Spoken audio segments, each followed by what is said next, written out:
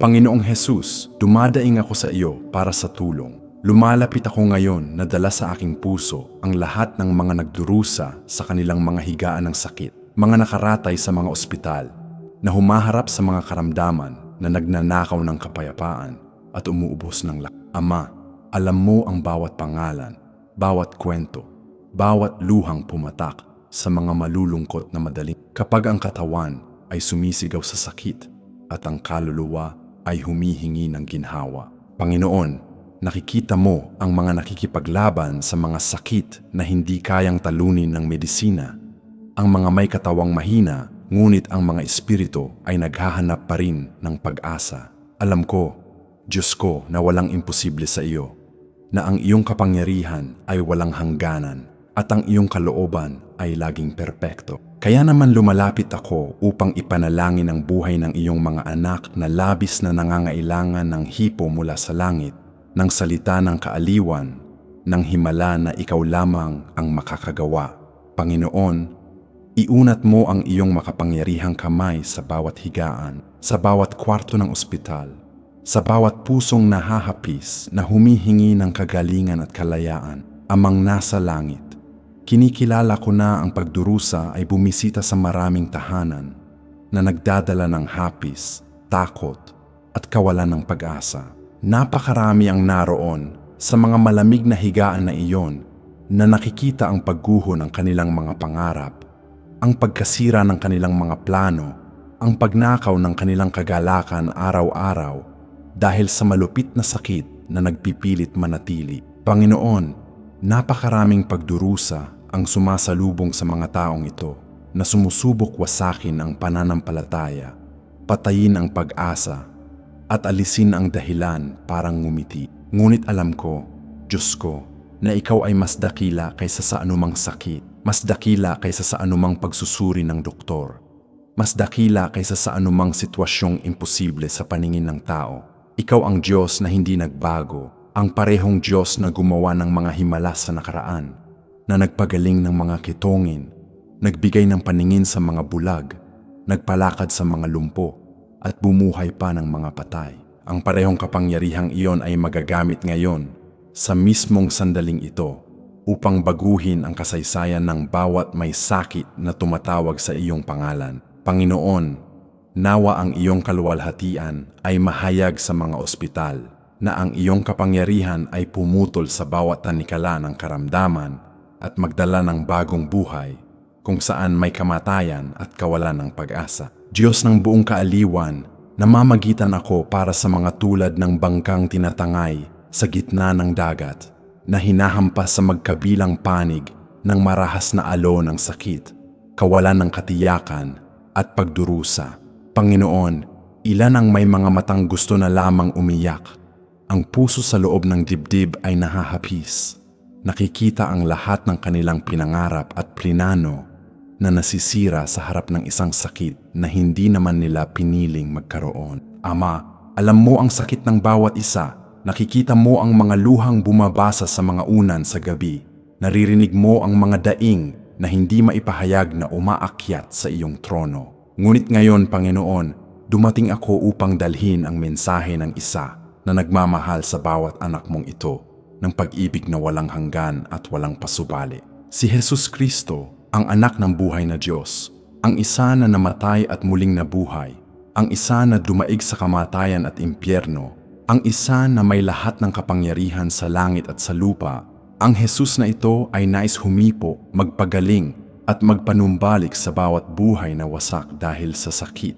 Panginoon, nawa ang salitang ito ay tumagos ng malalim sa mga pusong nagdadalamhati at magpaningas ng apoy ng panibagong pananampalataya. Banal na Ama, ipinapahayag ko sa sandaling ito na ikaw ang Diyos na kakilakilabot, ang isa na naghawi ng dagat na pula upang makatawid ang iyong bayan, ang isa na nagpatigil sa araw, ang isa na nagtikom ng bibig ng mga leon, ang isa na nagligtas sa 3 kabataan mula sa naglalagablab na pugon.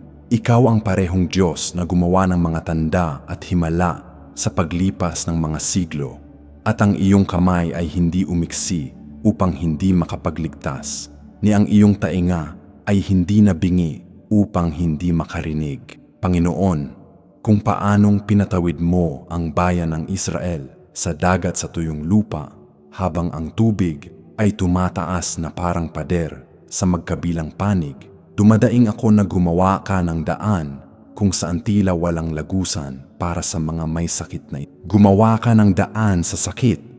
Gumawa ka ng daan sa saradong pagsusuri. Gumawa ka ng daan sa hatol ng doktor na nagtakda ng kamatayan dahil ikaw ay eksperto sa mga imposible.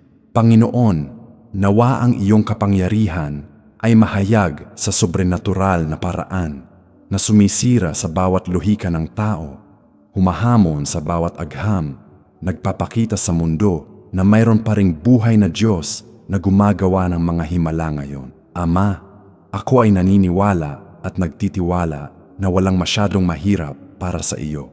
Panginoong Hesus, sinasamba kita dahil ikaw ang dumaig sa kamatayan na nagpapatunay sa lahat na ikaw ang pinakamalakas, ang tanging karapat-dapat sa lahat ng karangalan at kaluwalhatian. Sa krus ng Kalbaryo, inako mo ang lahat ng aming mga sakit, lahat ng aming mga karamdaman, lahat ng aming pagdurusa. Sa pamamagitan ng iyong mga sugat kami ay gumaling. Sa pamamagitan ng iyong dugong ibinuhos kami ay may buhay. Sa pamamagitan ng iyong kamatayan kami ay may tagumpay laban sa kamatayan.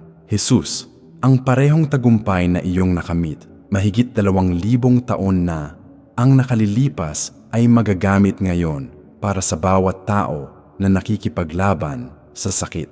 Panginoon, hinihiling ko na bisitahin mo ang bawat kwarto ng ospital sa sandaling ito, na ang iyong banal na espiritu ay punuin ang mga lugar na iyon ng iyong maluwalhating presensya, na maramdaman ng mga may sakit ang iyong banayad at mapagpanumbalik na hipo. Ipamalas mo ang iyong kapangyarihang nagpapagaling. Gawin mong magulat ang mga doktor sa mga resultang hindi maipaliwanag, na ang mga pagsusuri ay magpakita ng mga sobrenatural na pagbuti, na ang mga katawang sinukuan na ng medisina ay ganap na mapanumbalik ng iyong kapangyarihan. Panginoon, ikaw ang Diyos na kakilakilabot na nais tumulong sa bawat anak mo na mapagtagumpayan ang laban na ito kontra sa karamdaman. Walang hanggang Ama, dumadaing ako sa sandaling ito para sa ganap na kagalingan ng lahat ng mga nakaratay, nagdurusa sa matitinding kirot, humaharap sa mahihirap at masakit na mga gamutan. Panginoon, alam mo ang bawat partikular na kaso, bawat sakit at ang teknikal na pangalan nito, bawat pagtataya ng doktor, bawat sitwasyon na tila walang pag-asa sa paningin ng tao. Ngunit alam ko na para sa iyo, Panginoon, walang kasong talo, walang sitwasyong imposible, walang sakit na hindi mapapagaling. Ikaw ang Diyos na gumagawa ng imposible, na nagpapalit ng dilim sa liwanag, na nagdadala ng pag-asa kung saan mayroon lamang kawalan ng pag-asa. Ama, hinihiling ko na hipuin mo ng iyong makapangyarihang kamay ang bawat organ na may sakit, bawat selyulang sira, bawat bahagi ng katawan na hindi gumagana ng maayos. Iutos mo ang kagalingan, itinatalaga ko ang pagpapanumbalik, magpakawala ka ng bagong buhay kung saan may kamatayan at pagkawasak. Nawa ang kanser ay mawasak, ang mga impeksyon ay maalis, ang mga organ ay bumalik sa perpektong paggana, ang mga butong na bali ay magdugtong, ang mga sugat ay gumaling. Panginoon, gawin mo ang bagay na ikaw lamang ang makakagawa. Isagawa mo ang himala na hindi maipaliwanag ng agha. Mahabaging Diyos, namamagitan din ako para sa mga may pusong nahahapis, na nakikita ang lahat ng mga planong ginawa nila, na nasisira sa harap ng malupit na katotohanan ng sakit. Ilan ang may mga pangarap na tutuparin, mga proyektong tatapusin, pamilyang aalagaan, at ngayon ay nakikita ang kanilang mga sarili na nakakulong sa isang higaan, walang lakas, walang pananaw, hindi alam kung ano ang inilalaan ng bukas. Panginoon, hinihiling ko sa iyo na panumbalikin hindi lamang ang mga katawan, kundi pati na rin ang mga pag-asa, ang mga pangarap, ang pagnanais na mabuhay at lumaban. Ama, maglagay ka muli ng kagalakan sa mga puso ng iyong mga anak Ibalik mo ang dahilan para ngumiti. Baguhin mo ang mga lakas tulad ng sa agila. Nawa ay makatingin sila sa hinaharap ng may pag-asa at pananampalataya na nalalamang ikaw ay may kahangahangang layunin para sa bawat buhay at ang sakit na ito ay hindi ang katapusan ng kwento. Panginoon, ikaw ay eksperto sa pagsulat ng mga maluwalhating katapusan mula sa mga kabanatang masakit. Gamitin mo ang sitwasyong ito ng karamdaman upang ihayag ang iyong kapangyarihan sa makapangyarihang paraan, upang marami ang makakita, luwalhatiin ang iyong pangalan, at sumampalataya sa iyo. Panginoon ng mga hukbo, nagtitiwala ako sa iyong walang hanggang pag-ibig at sa iyong awa na nababago tuwing umaga. Hindi ka isang Diyos na malayo at walang pakialam sa pagdurusa ng tao. Mahalaga sa iyo ang bawat luha, bawat daing, bawat sakit na hinaharap ng iyong mga anak. Jesus, noong ikaw ay narito sa lupa, ikaw ay naantig ng matinding habag nang makita mo ang mga pulutong na may sakit at pinagaling mo ang lahat ng lumapit sa iyo. Ang parehong pusong mahabagin ay patuloy na tumitibok para sa amin ngayon. Panginoon, hinihiling ko na ibuhos mo ang habag na ito sa bawat may sakit, na maramdaman nila ang iyong pag-ibig na bumabalot sa kanila tulad ng isang balabal, nagdadala ng kapayapaan sa gitna ng bagyo, nagdadala ng pag-asa sa gitna ng kawalan ng pag-asa. Ama, ipaalam mo sa kanila na hindi sila nag-iisa sa laban na ito, na ikaw ay kasama nila sa bawat segundo, umaalalay sa kanila, nagpapalakas sa kanila, naghahanda sa kanila para sa tagumpay. Nawa ang katiyakang ito na ikaw ang may hawak sa lahat ay magdala ng kapahingahan sa mga pusong nababagabag at magpanibago ng pananampalataya ng mga mahina at pagod na sa pakikipaglaban. Amang nasa langit, itinataas ko rin sa panalangin ang mga pamilyang nagdurusa kasama ng mga may sakit, ang mga nagpapalipas ng gabi ng gising sa tabi ng mga higaan na nakadarama ng sakit na makita ang kanilang mga mahal sa buhay na nagdurusa, na humihingi ng himala ng salita ng pag-asa. Panginoon, aliwin mo ang mga pamilyang ito. Palakasin sila sa mahirap na paglalakbay na ito. Bigyan sila ng pasensya, karunungan, at pananampalatayang hindi matitinag. Nawa sila ay maging instrumento ng pampalakas loob at pag-asa para sa mga may sakit na nagpapasa ng kapayapaan at tiwala sa iyong kapangyarihan. Panginoon, pag-isahin mo ang mga pamilyang ito, lalo pa sa pamamagitan ng pagsubok na ito. Gawin mong ang masakit na karanasang ito ay maging patotoo ng pananampalataya, maging monumento ng tagumpay, maging kwento ng himala na isasalaysay sa mga susunod na henerasyon. Ama, ikaw ang Diyos na nagpapalit ng mga trahedya sa mga tagumpay, na kumukuha ng mabuti mula sa masama, na gumagawa ng lahat ng bagay upang magtulungan sa ikabubuti ng mga nagmamahal sa iyo. Nagtitiwala ako na ang sitwasyong ito ay wala sa labas ng iyong kontrol at na ikaw ay gumagawa sa lahat ng bagay para sa kaluwalhatian ng iyong pangalan. Panginoong Jesus, ipinapahayag ko sa bawat may sakit na hindi sila biktima ng pagkakataon, hindi sila bilanggo ng malupit na tadhana, kundi sila ay mga minamahal na anak ng kataas-taasang Diyos na may kapangyarihang baguhin ang anumang sitwasyon. Ikaw, Jesus, ang siyang nais tumulong sa bawat isa na mapagtagumpayan ang laban na ito kontra sa karamdaman. Hindi ka naparito sa mundo upang humatol, kundi upang magligtas, upang magpagaling, upang magpalaya, upang magbigay ng buhay na masagan. Panginoon, ihayag mo ang buhay na masaganang ito sa mga katawang may sakit. Hayaan silang maranasan ang iyong kapangyarihang nagpapanumbalik sa totoo at nahahawakang paraan. Hinihiling ko, Panginoon, na ang bawat tao na nakikinig sa panalangin ito ay mahipo ng iyong banal na espiritu, na ang pananampalataya ay mapukaw, na ang pag-asa ay mapanibago, na ang katiyakan ng tagumpay ay maitatag sa puso. Ama, kailangan lamang magtiwala sa Diyos na ito na makapangyarihan, magtiwala ng walang pag-aalinlangan, walang pagtatanong, walang panghihina ng loob sa harap ng mga sitwasyong salungat. Ang tunay na pananampalataya ay hindi tumitingin sa problema, kundi sa Kanya na may solusyon. Panginoon, dagdagan mo ang pananampalataya ng bawat may sakit at ng bawat kapamilya na kasama sa laban na ito. Diyos na manlilikha, Ikaw na bumuo sa katawan ng tao na may karunungang walang katulad.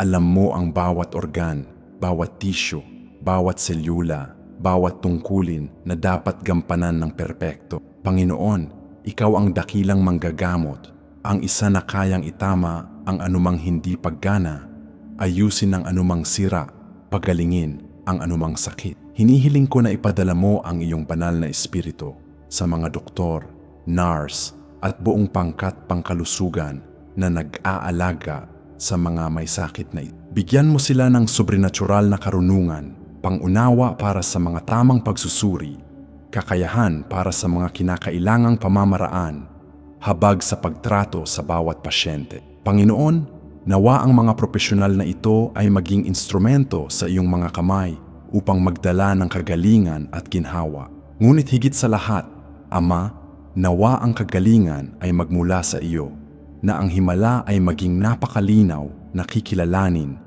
ng lahat na ang iyong kapangyarihan ang kumilos, hindi lamang ang agham ng tao. Nawa ang mga patutuo ng mga sobrenatural na paggaling ay dumami, na ang mga taong sinukuan na ng medisina ay lumabas sa mga ospital na ganap ng magaling, na niluluwalhati ang iyong pangalan at nagpapatutuo sa iyong kapangyarihan sa lahat ng nakapaligid. Panginoon ng buhay, nananalangin ako lalo na para sa mga nasa malubhang kalagayan na ang buhay ay nasa bingit, na nag-aagaw buhay. Ama, Ikaw ang Panginoon ng buhay, nasa iyo ang huling salita.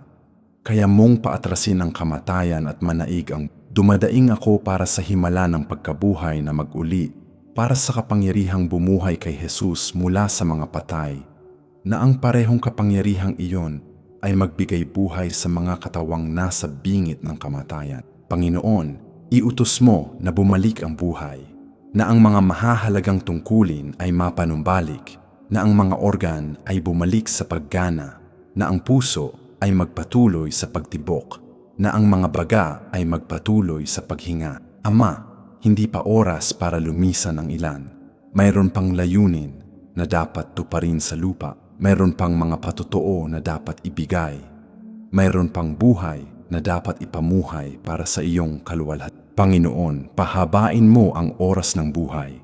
Magkaloob ka ng higit pang mga taon, higit pang mga buwan, higit pang mga araw upang matupad ng iyong mga anak ang tadhana na iyong plinano para sa kanila. Naniniwala ako na kaya mong gawin ang imposible, na walang sitwasyon na lampas sa iyong abot, na kahit ang mga patay ay maaaring mabuhay muli sa iyong utak. Maawaing Ama, nais ko ring alalahanin sa iyong harapan ang mga nagdurusa hindi lamang sa katawan, kundi pati na rin sa kaluluwa, na humaharap sa mga sakit sa isip, malalim na depression, paralisadong pagkabalisa, mga kaisipang nagnanakaw ng kapayapaan at pag-asa. Panginoon, ang mga sakit na ito ay kasing totoo at kasing sakit ng mga pisikal, at madalas ay hindi nakikita ng mga mata, ngunit nakikita mo ang panloob na pagdurusa ng bawat puso. Hinihiling ko, Ama, na pagalingin mo rin ang mga isipang pinahihirapan, na magdala ng kapayapaan sa mga magulong kaisipan, na ibalik ang emosyonal na balanse, na palayain mula sa mga bilangguan ng pagkabalisa at takot. Panginoon, ipadala mo ang iyong banal na espiritu bilang mang-aaliw, bilang siyang nagdadala ng kapayapaan na higit sa lahat ng pangunawa. Nawa ang mga nagdurusa ng tahimik na lumalaban ng mag-isa sa mga di nakikitang labanan ay makatagpo sa iyo ng ligtas na kanlungan, ng lakas upang magpatuloy, ng pag-asa ng mas magagandang araw. Ama, ipamalas mo ang iyong ganap na kagalingan, kapwa sa katawan at sa kaluluwa, dahil naparito ka upang iligtas ang tao sa kabuuan na nagdadala ng kabuuang pagpapanumbalik sa bawat aspeto. Makapangyarihang Panginoon, ipinapahayag ko sa sandaling ito na walang sakit na mananaig sa iyong mga anak, dahil higit na dakila siya na nasa atin kaysa sa kanya na nasa sanlibutan. Itinatalaga ko ang kagalingan, pagpapanumbalik, buhay, kalusugan, panibagong lakas sa bawat tao na nakaratay, bawat isa na nakikipaglaban sa karamdaman. Sa pangalan ni Jesus, winawasak ko ang lahat ng kapangyarihan ng kadiliman na sumusubok magnakaw, pumatay at manira. Panginoon, sinasabi ng iyong salita na sa pamamagitan ng mga sugat ni Jesus ay gumaling kami. At inaangkin ko ang pangakong iyon ngayon. Inilalapat ito sa bawat buhay na nangangailangan ng himala. Ama, nawa ang iyong kapangyarihang nagpapagaling ay umagos tulad ng ilog ng buhay na tubig na umaabot sa bawat may sakit saan man sila naroon, sa anumang ospital, sa anumang lungsod, sa anumang sitwasyon. Walang distansya na makakapigil sa iyong kapangyarihan. Walang diagnosis na mas malakas kaysa sa iyong salita. Walang sakit na makakalaban sa iyong utos. Panginoon, iutos mo ang kagalingan ngayon. Sabihin mo ang salita at ang mga katawan ay gagaling. Tulad ng alipin ng senturyon na gumaling sa malayo sa pamamagitan ng iyong kapangyarihan. Naniniwala ako, Panginoon, at hinihintay ko ang mga patotoo ng mga himala na darat. Walang hanggang Diyos, nagpapasalamat ako sa iyo dahil alam ko na hindi ka bingi sa mga daing ng mga nagdurusa, na ang bawat panalangin na umaakyat sa iyong trono ay naririnig at sinasagot ayon sa iyong perpektong kaloob. Ama, nagtitiwala ako sa iyo kahit hindi ko naiintindihan ang mga daan na iyong pinahihintulutan, kahit ang mga sagot ay tila nagtatagal, kahit ang mga sitwasyon ay tila salungat. Panginoon, alam ko na ang iyong mga iniisip ay mas mataas kaysa sa aming mga iniisip, at ang iyong mga pamamaraan ay mas mataas kaysa sa aming mga pamamaraan. Nakikita mo ang buong larawan, samantalang nakikita lamang namin ang isang bahagi. Kaya naman, Ama, hinihiling ko sa iyo na gawin mo kung ano ang pinakamabuti para sa bawat buhay, na ang iyong perpektong kalooban ang manaig. Kung ito ay para magpagaling ka sa ganap at sobrenatural na paraan. Kung ito ay para gamitin ang sitwasyong ito upang baguhin ang mga buhay, upang ilapit ang mga puso sa iyo, upang ihayag ang iyong kaluwalhatian sa espesyal na paraan, kung gayon ay gamitin mo ito ayon sa iyong soberanong layunin. Ngunit sa anumang sitwasyon, Panginoon, nawa ang iyong kapayapaan na higit sa lahat ng pangunawa ay mag-ingat sa mga puso at isipan ng lahat ng kasangkot. Nawa ang lahat ay makapagsabi gaya ng sinabi ni Job, kahit patayin niya ako, magtitiwala pa rin ako sa kanya. Amang nasa langit, nawa ang bawat salitang binigkas dito ay maging tulad ng binhi na itinanim sa matabang lupa, na nagpapasibol ng pananampalataya, pag-asa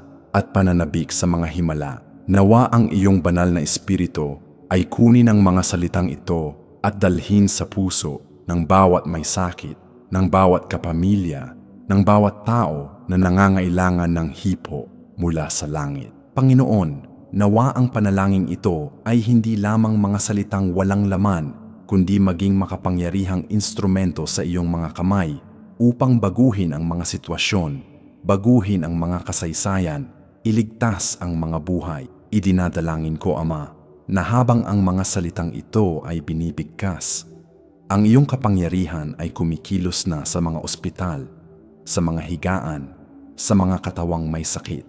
Nawa ang mga himala ay magsimulang mangyari ngayon din, na ang mga patutuon ng paggaling ay dumami, na marami ang makakita at lumuwalhati sa iyong banal na pangalan. Panginoon, nawa ang henerasyong ito ay makita ang iyong kapangyarihan na nahahayag sa pambihirang paraan tulad ng nakita ng mga nakaraang henerasyon, upang malaman ng lahat na ikaw ang tanging tunay na Diyos na walang ibang tulad mo. Sa pangalan ni Jesus, ako ay nananalangin na naniniwalang ito ay tapos na, dahil ang iyong salita ay hindi bumabalik ng walang bunga, kundi tumutupad sa layunin kung saan ito ipinadala. Panginoong Jesus, inilalagak ko sa iyong mga kamay ang bawat buhay na nabanggit sa panalangin ito. Bawat may sakit na kilala at hindi kilala, bawat sitwasyong malubha at maselan. Alam mo ang bawat pangalan, bawat mukha, bawat kwento. Nakikita mo kung hanggang saan ang naaabot ng medisina at kung saan kailangang pumasok ang iyong sobrenatural na kapangyarihan. Nagtitiwala ako, Panginoon, na Ikaw ang may kontrol sa lahat ng bagay, na walang nakakatakas sa iyong kaalaman at kapamahalaan. Kaya naman, Ama, ako ay nagpapahinga sa iyong soberanya, na nalalamang ang iyong mga plano ay laging mabuti, perpekto at kaaya-aya. Nawa ang bawat tao na dumadaan sa lambak na ito ng pagdurusa ay maranasan ang iyong presensya sa totoong paraan, na napakatotoo na ang pisikal na sakit ay mapawi ng espiritual na katiyakan na ikaw ay naroon, umaalalay, kumakarga at nagdadala sa iyong mga bisig. Panginoon, nawa sa pagtatapos ng paglalakbay na ito, marami ang makapagpatotoo na ikaw ay tapat, na ikaw ay makapangyarihan, na ikaw ay pag-ibig at hindi mo kami kailanman iniiwan kahit sa mga pinakamahihirap na oras. Ang lahat ng kaluwalhatian, karangalan at papuri ay ibinibigay sa iyo, Panginoong Hesus, magpakailanman. Amen at Amen. Mahal na kapatid na nakarating hanggang dito sa makapangyarihang panalangin na ito, para sa mga may sakit, nais kong mag-iwan ng huling salita sa iyong puso. Kung ikaw ay may kapamilya, kaibigan, o kung ikaw mismo ay dumaraan sa sitwasyon ng karamdaman, nais kong malaman mo na narinig ng Diyos ang bawat salitang binigkas dito at Siya ay kumikilos sa mismong sandaling ito para sa bawat buhay na nabanggit. Ang Panginoong Hesus ay hindi nagbago. Siya ay nananatiling parehong Diyos ng kapangyarihan at pag-ibig na nagpapagaling, nagpapanumbalik, at gumagawa ng mga himay. Inaanyayahan kita ngayon na maging bahagi ng kadena ng pananampalataya at pamamagitan na ito.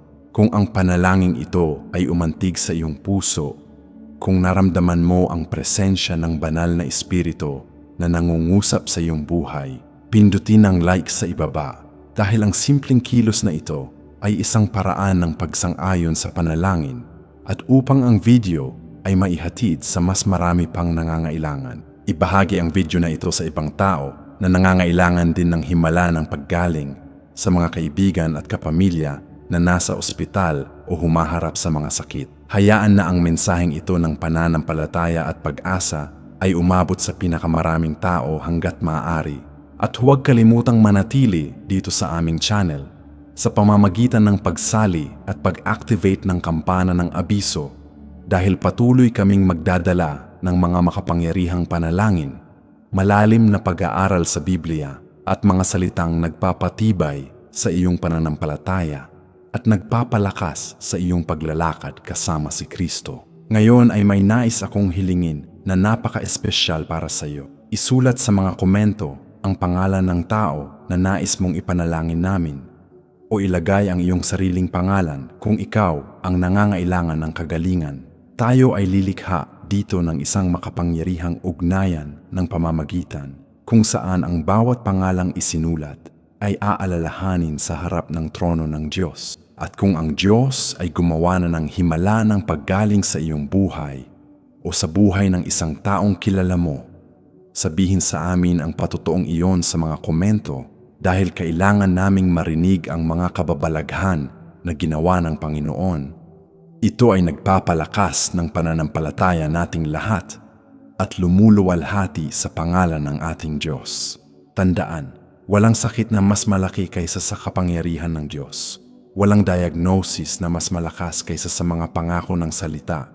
Walang sitwasyong imposible para sa Kanya na kayang gawin ang magpatuloy sa pagtitiwala, magpatuloy sa paniniwala, magpatuloy sa pananalangin, dahil ang himala na iyong hinihintay ay parating na.